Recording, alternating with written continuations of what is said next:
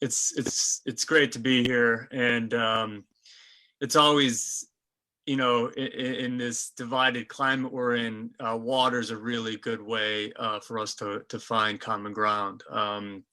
All the years I've been working in water, it transcends politics. We really understand it as a nation and as people, regardless of our political ideology. So it's a really good place to be working, and I strongly support the PFAS Action Act, which will set the deadlines for EPA action on PFAS pollution.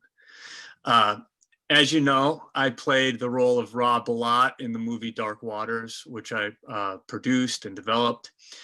And this is a story about a company knowingly discharging toxic PFAS into the air and water in Parkersburg, West Virginia.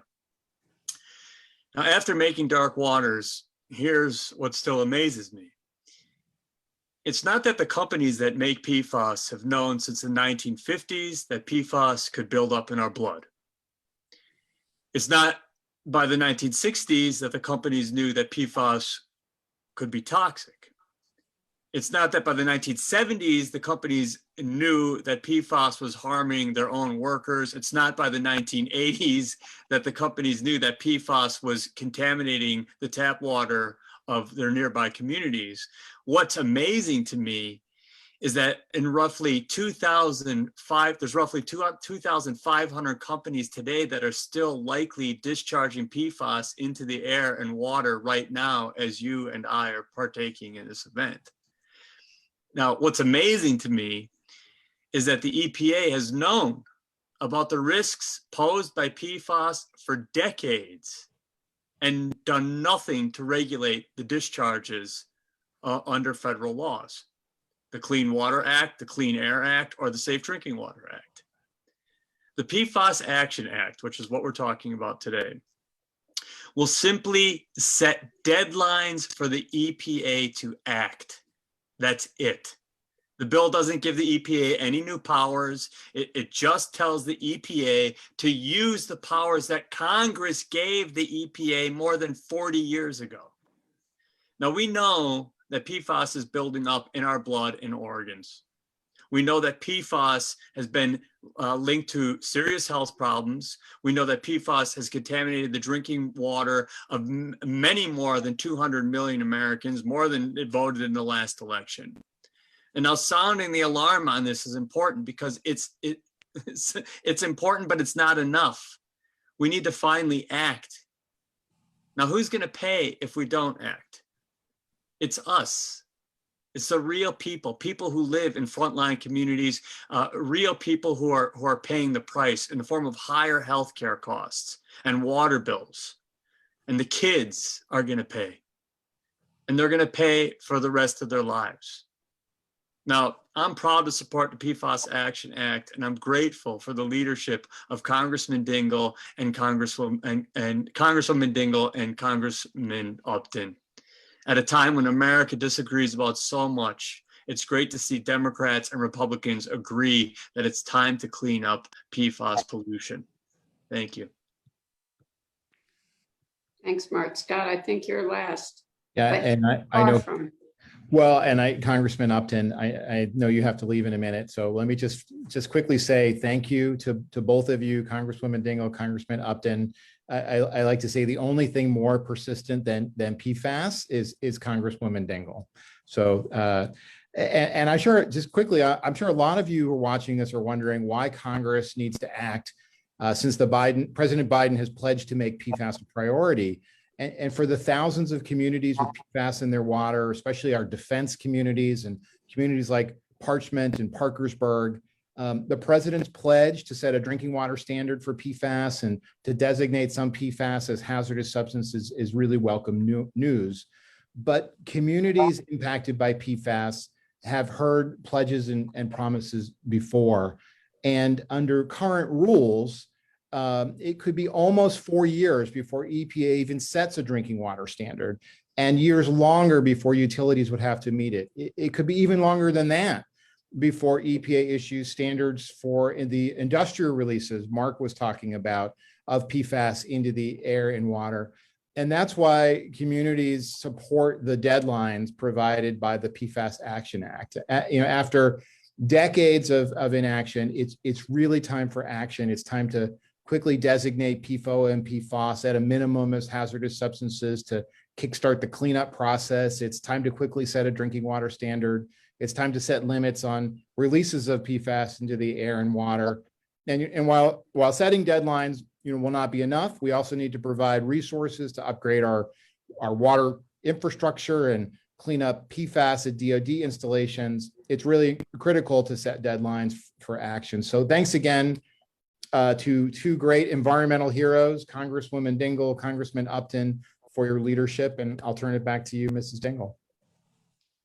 Thank you. And Mark, you really do help us tell the story. I hope people realize his was not fiction. His movie was real. Real. And it's happening in real life. Mackenzie, are you going to do the questions? Yes. So thank you, everybody, for those great remarks. We'll turn it over to the media right now. I'm going to start off with one question that I know a few of our media members have asked, which is, how is this legislation different than the one that passed the House last year? And if it's not different, how are we going to make this go forward and get it through to the Senate? It's identical to the PFAS Action Act that House passed in 2020. When with some minor edits, when we're in committee, you don't know what's going to happen, but we wanted to retain and hopefully build on our strong bipartisan support from last year. It's also been introduced, I think, and we were hoping that it move a little faster than it did in the last Congress to allow us to have a little more time to get it done. So that's why it's important. And we also know there's been a learning curve with a number of colleagues and obviously communities across the country that frankly didn't pay a lot of attention to. Now know a little bit more about it and hopefully to build upon that support and work with an administration that I'm convinced that would accept this if it gets to the president's desk.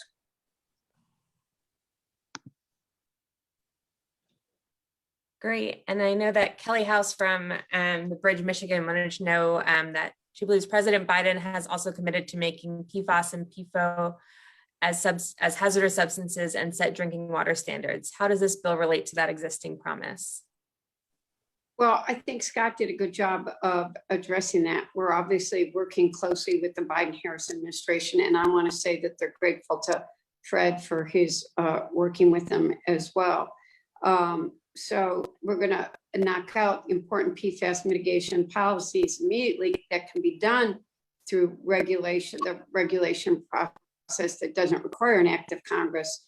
But regulating PFOA and PFOS as a hazardous substance under the Superfund law to accelerate the cleanup process is one such regulation that the administration should be able to implement quickly.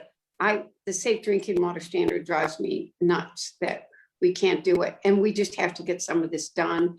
And I think the time is here. I think we have the commitment for Frank Pallone, Chair of Energy and Commerce, knows it's important. He's going to move this. The speaker was very instrumental in, last year, whenever she saw me coming, she wouldn't even ask me how I was. She knew the subject. And I had some colleagues that were the same, especially if she saw the four of us. But I've had long discussions with and Fred has too. We know a number of the senators and have been talking to them as well, and to the Biden administration and pushing them to act as well.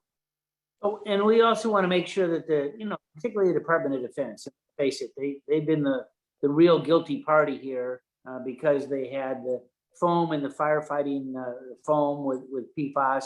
So many of our bases have contaminated water sites. Certainly they do in Michigan that are way over what anyone would anticipate in terms of a safe standard. Even perhaps 1,000 times higher than what that standard ought to be. We need to make sure that there's a commitment from the Department of Defense that they're going to be good neighbors, that they're going to clean up these communities and going to be full partners to make sure that that's done.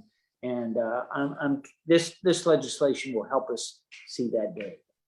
You know, another thing that I'll mention that's out there is that we want to make sure our water utilities and the communities have the assistance and resources they need to address this. The story that Fred talked about is a very good example of a city that was just turned upside down. And the President's America Jobs Plan does have $10 billion in funding to monitor and remediate PFAS in drinking water. Mackenzie? Great. And I'm going to call on Art Panlobo from the Holland Sentinel in Grand Rapids, and we'll let him ask his question. Hi, thanks, Mackenzie. Congresswoman Dingell, you just mentioned the Senate. I wanted to ask you and Representative Upton if you've had conversations with any of your colleagues in the Senate, if you're hopeful that this can get to 60 votes and get through. Well, since you're from Fred's district, I should let him go first and then I'll add. So I have not had any specific conversations. I know that both of our senators are in Michigan are concerned about this because, again, we've seen it more than in just a couple of areas. It's been throughout the state, including just 2 weeks ago.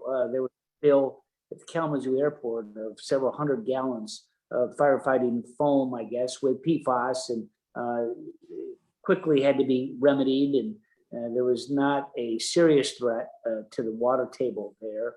But I'm sure that we're going to, we've not really, it's been a different year with COVID. I have to believe that we'll have a number of conversations with the Senate, and hopefully, because this has been introduced earlier and may move much earlier than it did in the last Congress, we've got more time to sort of work with our senators on both sides of the aisle to try and get something done. And if I could just quickly add, Congressman Upton, that Senator Shelley Moore Capito, who's the ranking Republican on the key committee in the Senate, has been an incredible champion for addressing PFAS pollution, has led efforts to set a 2-year deadline for a drinking water standard, has led efforts to increase disclosure of industrial releases of PFAS. It's a personal issue for her as well as a big issue in the state of West Virginia. So I think we're going to see real progress in the Senate. And I've talked to Senator, obviously I've talked to Senator Carper and some of the others. I'm leaving some of the troublemakers to Fred. I shouldn't call them troublemakers, those that need to be educated. But I do think that people are, I actually want to thank Mark again, because I think his movie helped raise the profile of what this was. And, people would look at us like we were crazy. People can't eat fish. I had an elderly man, who said to me, I lived on that fish. When am I going to be able to eat that fish again? He's not going to be able to. And I didn't have the heart to tell him. That's what we need to understand. So yes, we are talking to people. Great. Well, thank you all for being here today. We have to end this right at 4 p.m., but we really appreciate all of your questions. And of course, we appreciate all of our panelists for being here to talk about this important issue. And you can send questions to Fred or my office anytime. Let me just say, Debbie and I are going to be working with your colleague. We're going to be looking to get co-workers lined up now that the bill has been introduced. We have a bill number to help generate that support. And again, work with our communities across all 50 states. Thank you. Thank you, all of you. Thank you Take for what care. you're doing. Thank you. Nope, thank you. Goodbye. Take care. Bye-bye. Bye-bye.